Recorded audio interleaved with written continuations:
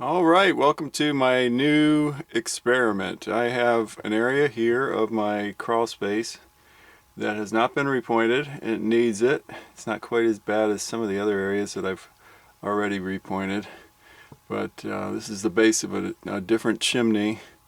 It's pretty worn out mortar wise, and then it goes down there to a foundational wall. And this time I decided I'm going to try an experiment of using NHL 3.5.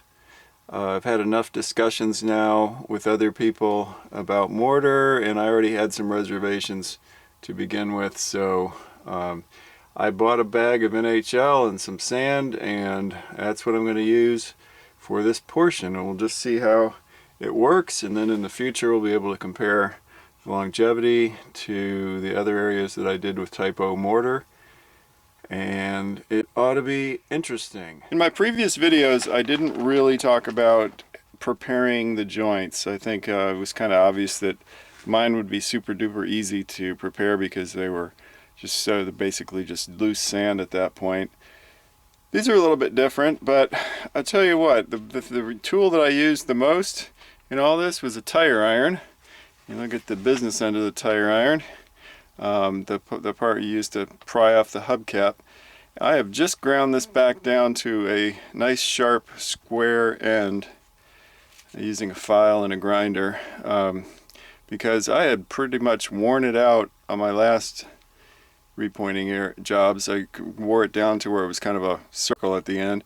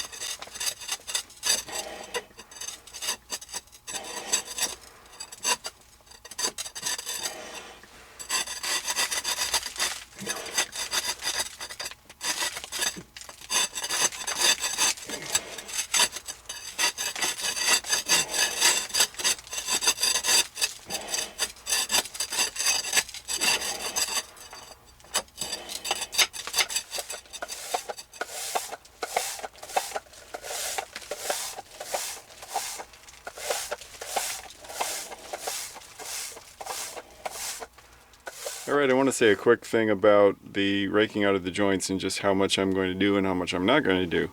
If you look down here, this mortar is really actually in pretty good shape. It's soft enough that if I wanted to, I could rake it out. And if I were working outside and I wanted the whole wall to have a uniform appearance, then I'd probably go through all that and I'd rake all that out and repoint it all together so that everything looked exactly the same. Now that's not important down here in the crawl space, so I really don't think I can improve upon the old mortar. It's just as good as it needs to be, and no sense in pulling it out for no reason at all. but everywhere it was really loose or already diminished, I'd rake that out to a nice depth, and then where I'm going to meet up with the old mortar, which I'm not going to repoint, I just have a nice like sharp dividing point there, so that I can go right up to it and repoint. But so this is going to be kind of a selective areas of this particular wall, well, chimney base in this case, and I am not going to get into repointing. If you look up at the top here, this mortar is really in great shape, so I'm not going to do anything to it. I brushed it off. It's had a little bit of looseness on the upper top layer, but overall it's in great shape. No reason to repoint that. Okay, and when you're done with that, when you've raked out the joints, you have a nice uniform depth. You want to brush it out, blow it out, or spray it out, and get everything nice and cleaned up. Now I found that hosing it off certainly does clean up the mortar out of between the bricks and everything. I mean, the loose mortar, the stuff you just scraped. But it reactivates the lime in the old mortar, and then it stains the bricks. Now I don't care about staining bricks down here because this isn't something that anyone's going to see. But obviously you care if it's outside, and I always like to do things as practice for the future when I'm doing something that someone's going to see. So I was reading the directions on the NHL 3.5 bag, and it says to spray down to really wet. Is a very important part of it, is to keep the bricks super duper wet. And even do it 12 hours in advance. Just start wetting the bricks down so they're just completely saturated by the time you repoint, and that way the mortar will stay moist for the longest amount of time, and for, it says 4 to 5 days afterwards, come down here and gently mist the new mortar.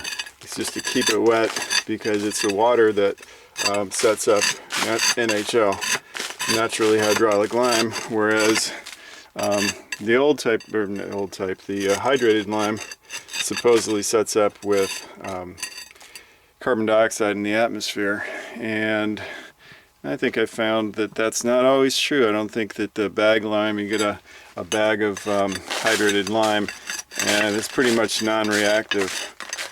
So when you're working with the Type O mortar, really the only thing that's hardening up in it is the white Portland cement. Now, the NHL is a whole lot harder than Type O mortar, and I don't think that's going to be a problem. The bricks are not super soft plantation bricks. These are industrial age Victorian bricks. A lot harder.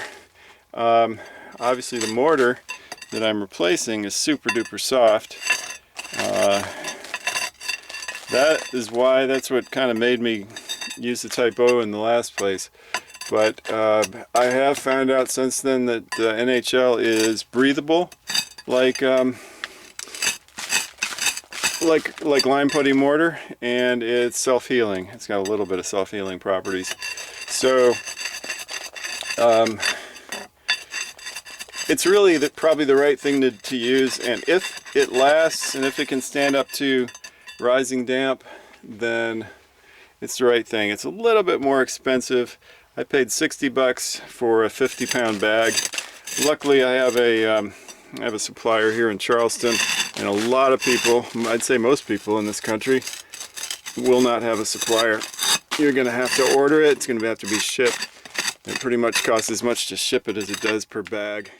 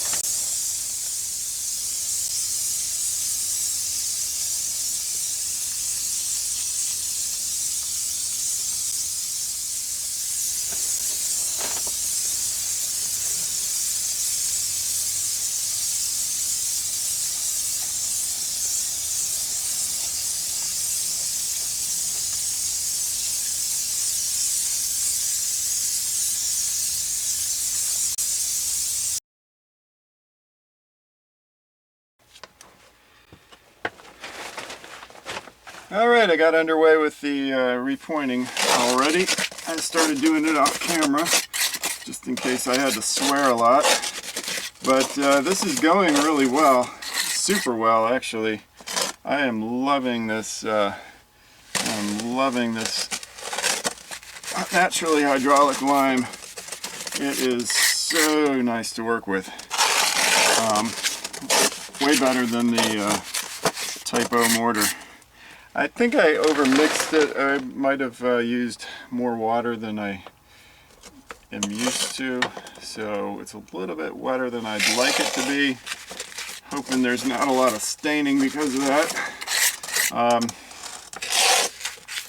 It doesn't look like it, and something else I found on this is that it's a really nice color. I don't know if you can tell, but it's a nice kind of sandy color instead of being super bright white like the typo tended to be.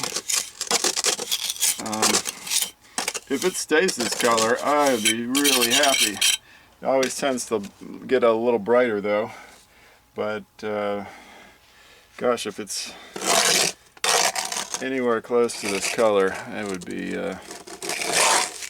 really happy.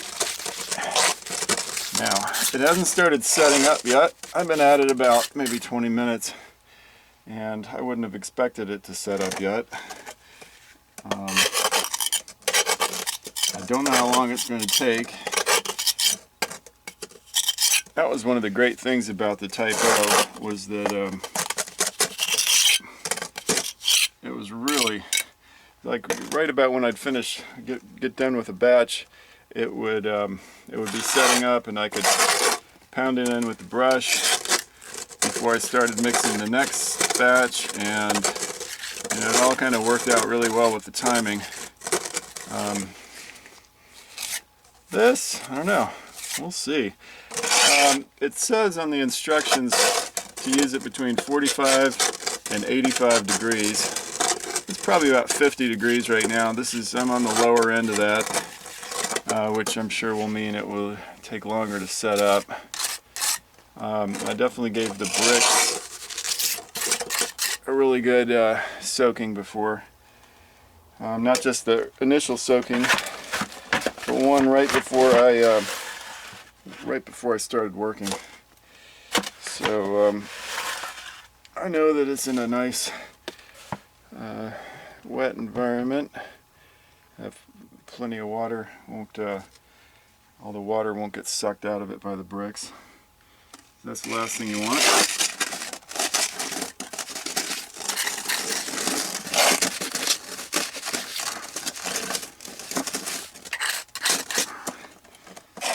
Oh boy, some big ones here.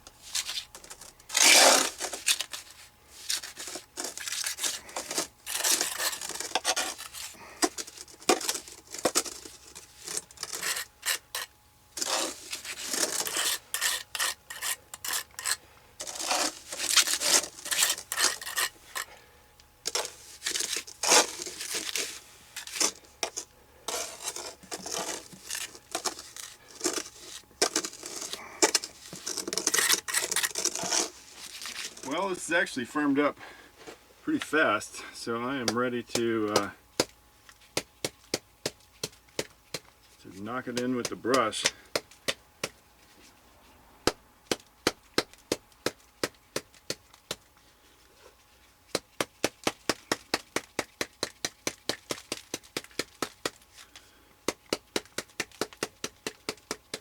Well, it's looking really good too.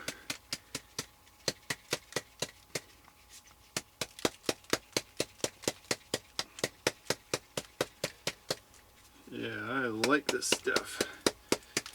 I kind of wish I'd done it the rest of the foundation.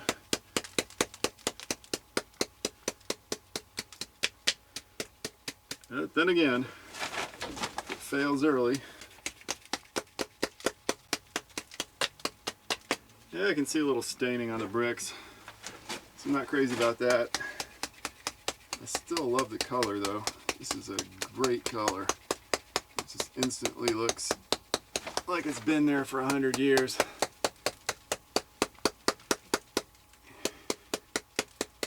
And we'll see if it stays that way. I kind of doubt it. It's going to brighten up a bit, I'm sure. Here's a close-up to give you an idea of how it looks before and after you hit it.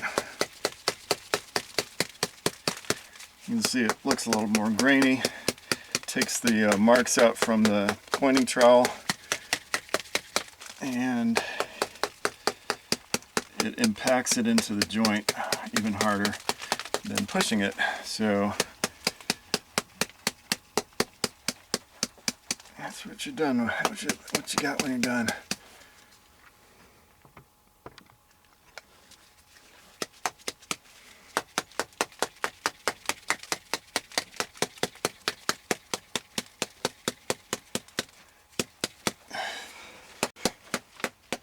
Alright, it's the end of the day, and I've made a couple of batches of natural hydraulic lime and applied them and beat them in with a brush, and it worked really well.